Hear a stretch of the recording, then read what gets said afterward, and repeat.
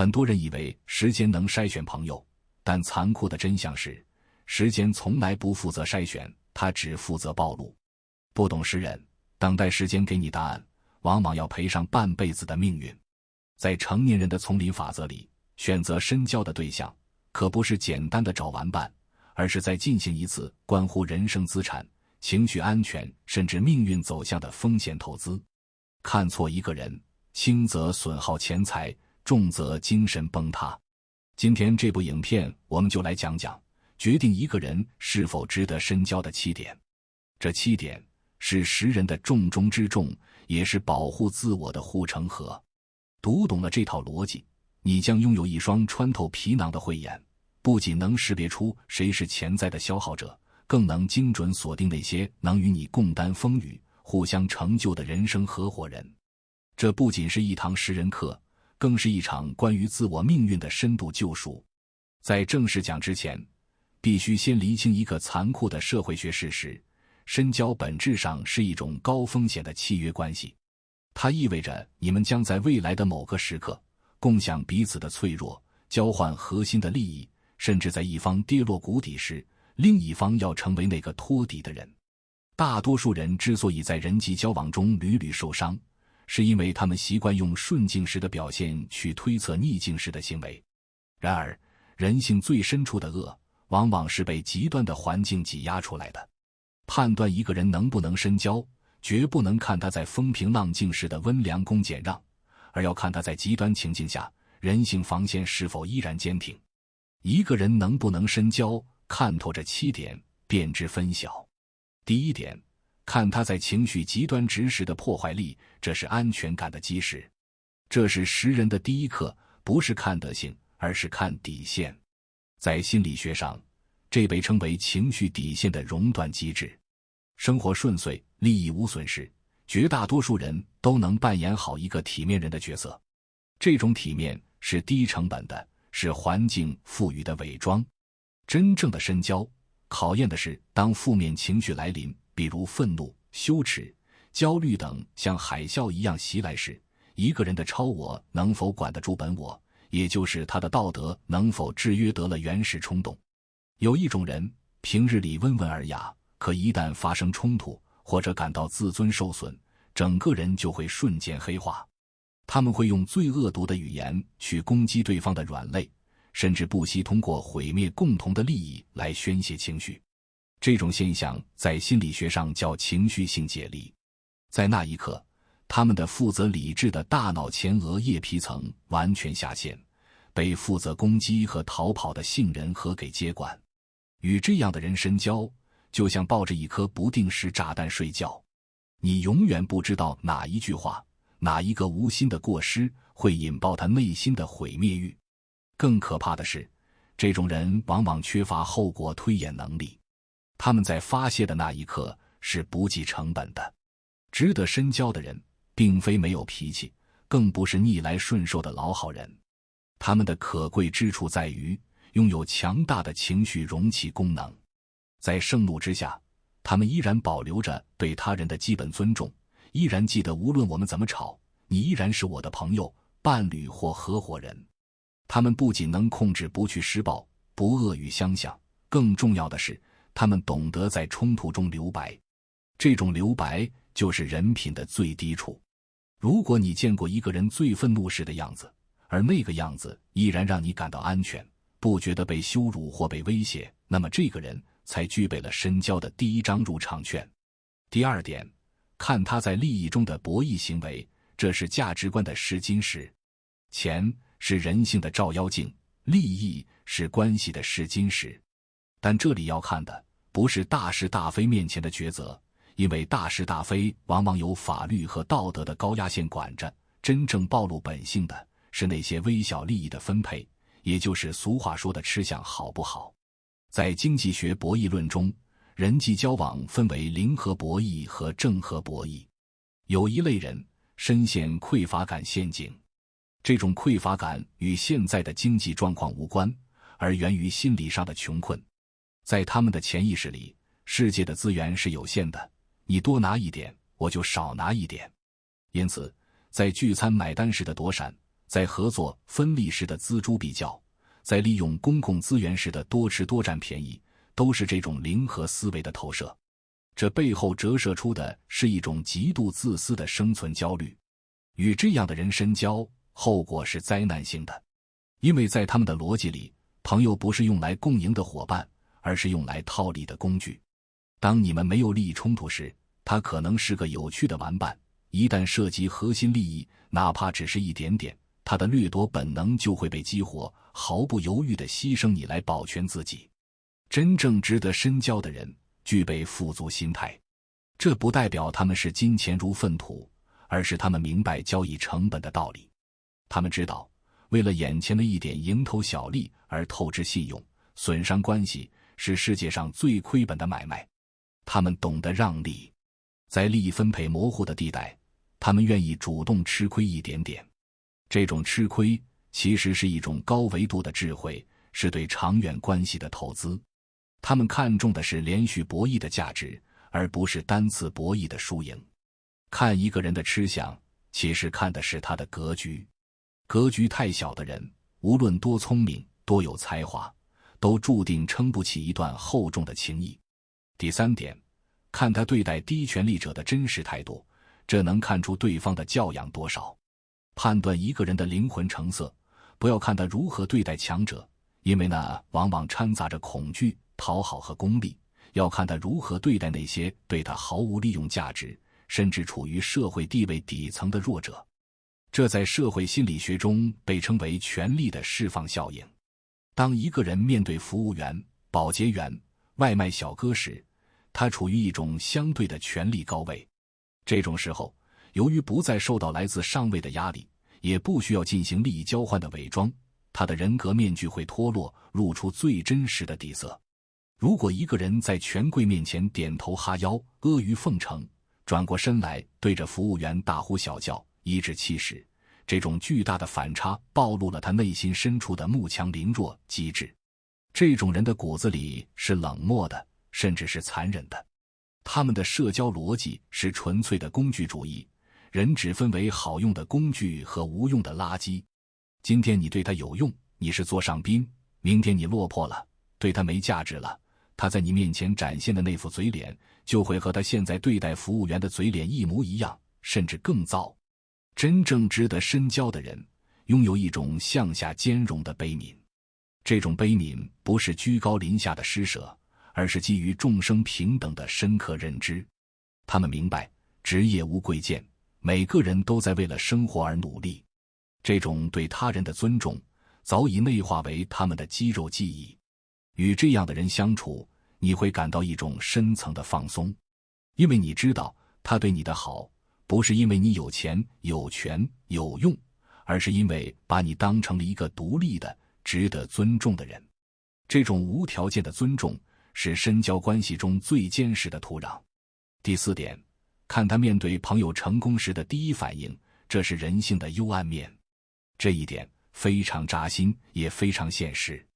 人们常说患难见真情，但人性的幽暗之处在于，同情一个不幸的朋友，远比祝福一个成功的旧友要容易得多。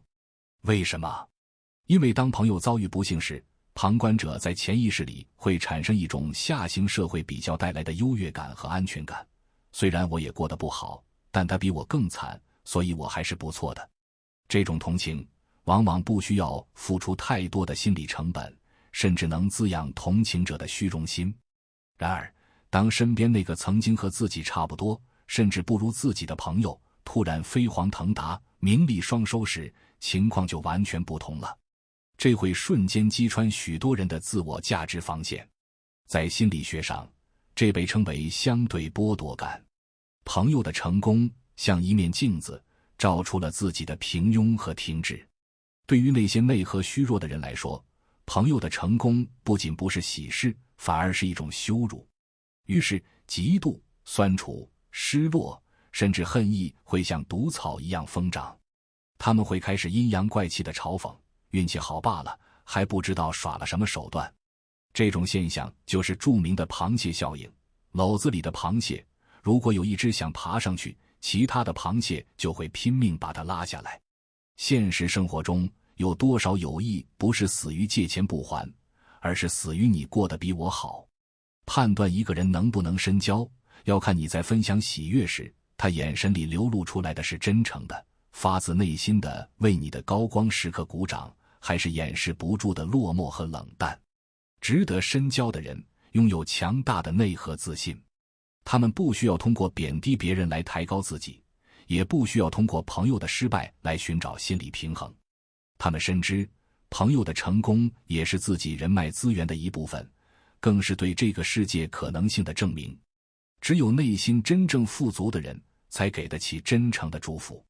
第5点，看他在逆境中的是怎么归因的，这是测试他的责任感。人生不如意事10之8九，当困难来临、项目失败，或者生活陷入泥潭时，一个人的第一反应最能暴露他的心智成熟度。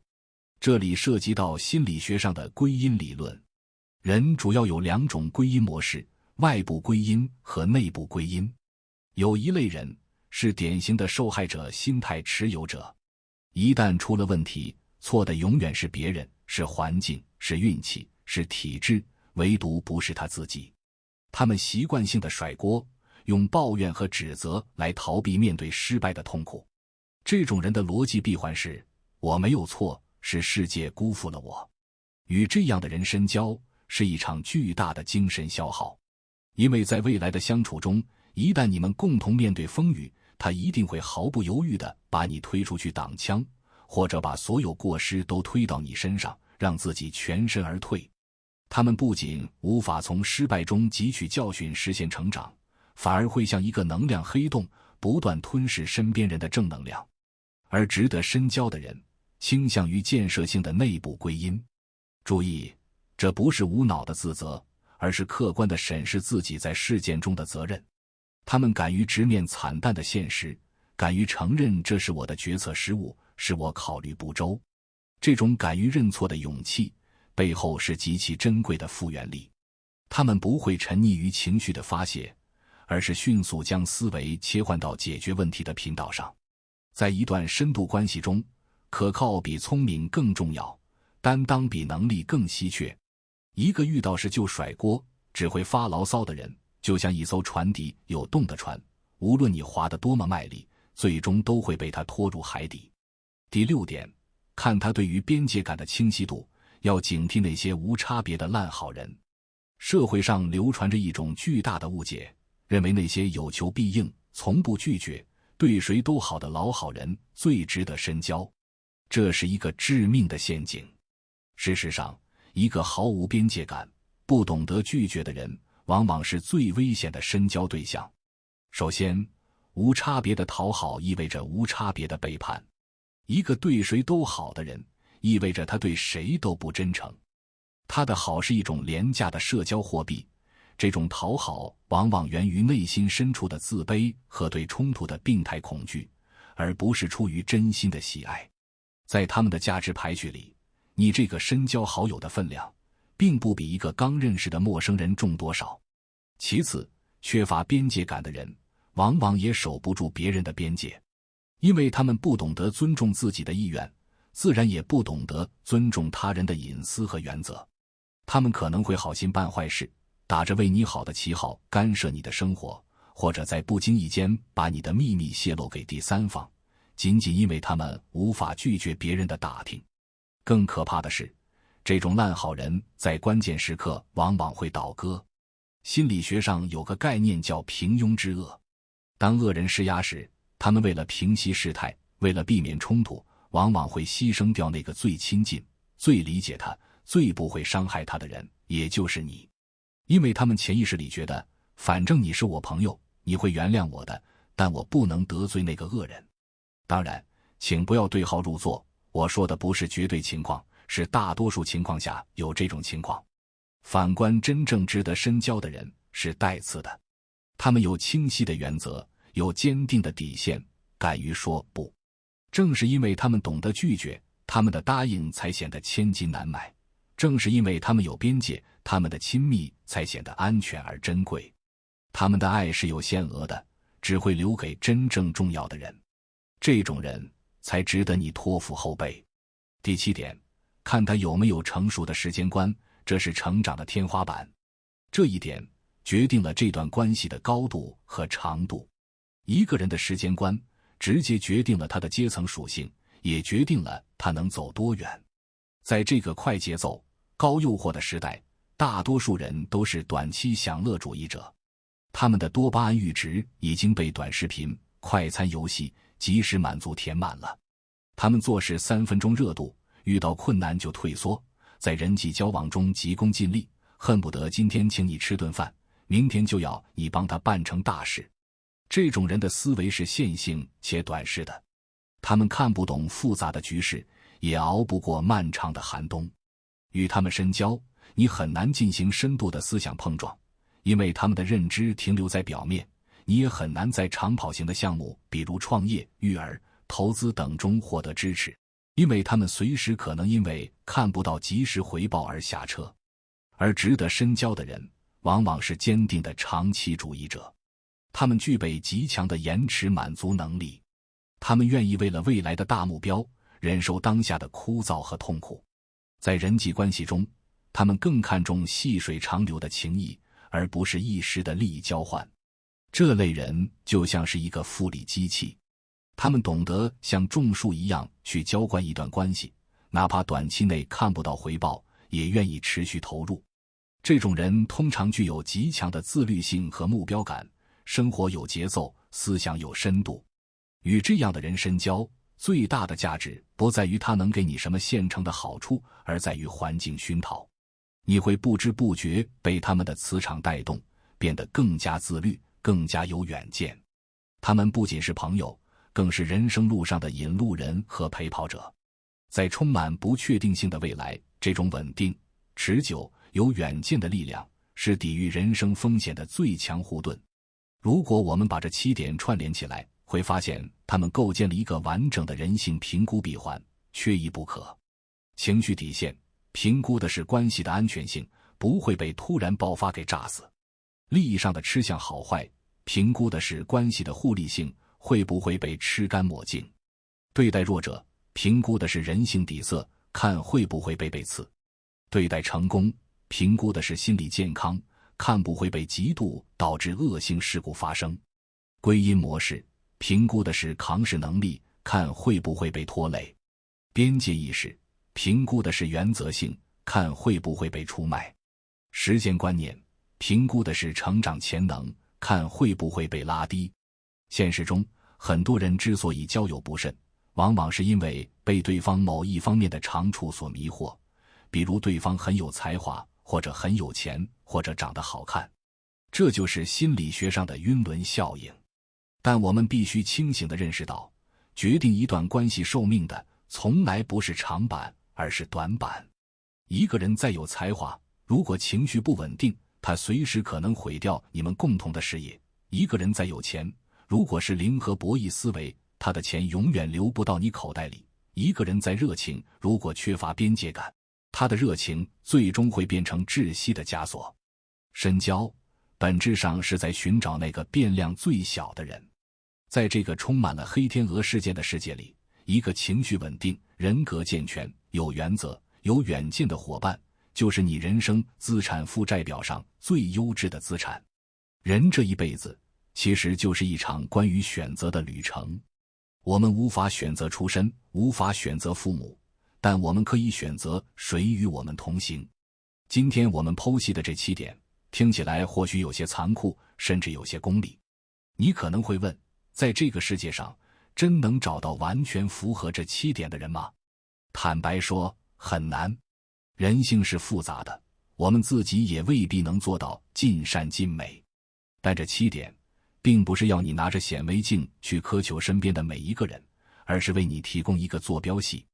当你准备把一个人请进生命的核心圈层，准备和他合伙创业，准备和他步入婚姻，或者准备把他引为知己时，请务必拿着这张清单去核对一下。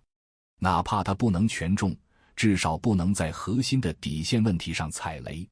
因为成年人的世界里，筛选比改变更重要。试图去教育、去改造一个不合格的深交对象，往往是人生最大的悲剧。同时，这7点更是一面镜子。我们在审视他人的同时，更要时刻反求诸己，我自己是否成为了一个值得深交的人。如果我们在利益面前斤斤计较，又怎能怪朋友唯利是图？如果我们见不得人好，又怎能奢望身边聚拢真正的强者？人际交往的终极秘密叫吸引力法则，你是谁，就会遇见谁。你想遇到高山流水遇知音的深情，首先得把自己修炼成琴瑟和鸣的载体。在这个浮躁、速食、充满算计的时代，人与人的连接变得前所未有的容易，但心与心的贴近却变得前所未有的困难。真正的深交是2个独立灵魂之间的深度联盟，是彼此看见、彼此接纳、彼此成就。愿你拥有一双慧眼，看穿皮囊下的灵魂，远离那些消耗你的黑洞。愿你拥有足够的运气，遇见那些温暖纯良、有担当、有远见的同路人。更愿你自己在历经世事沧桑后，依然能修炼成那个值得被深交、被信任、被托付的人。记住，人生的列车上，上下下下是常态，能陪你坐到终点站的人，必然是那些通过了这7层考验，与你灵魂同频、三观共振的人。这才是对生命最大的不辜负。我是不凡，今天的影片就到这里，感谢你的观看，祝大家新年新气象，万事顺心。请别忘了按赞和订阅，也欢迎在评论区留下三观共振。我们下期见。